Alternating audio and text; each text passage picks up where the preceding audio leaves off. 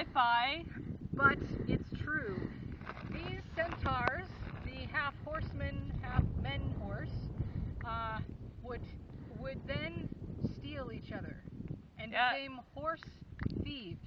Horse thieves, men thieving horses, their fellow horsemen. Yes, exactly. And they would, in this very spot, actually, they would dive deep underwater with the kidnapped of the ones that they thieved, the Hannah, and they would bring them down against these steep rocks that you see jutting out around me, and bash their heads into them. Beat them senseless. Bash their heads. In fact, this very rock behind Hannah here, this rock is the remains of a dead horseman's bum. And we know this because they, what they would do is they would plant underwater cacti about 2-3 feet away.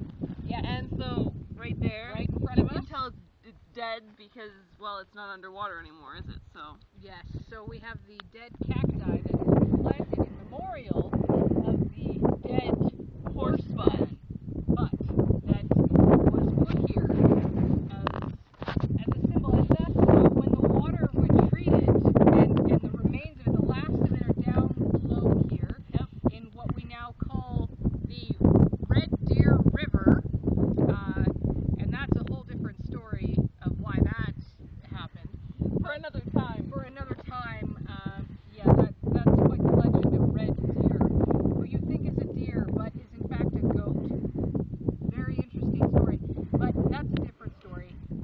Instead of Red Deer, the goat, when the water retreated, what was 50 billion years ago? Well, 50, because it was, for 10 million of that, it was still underwater. But 50 billion, when it retreated,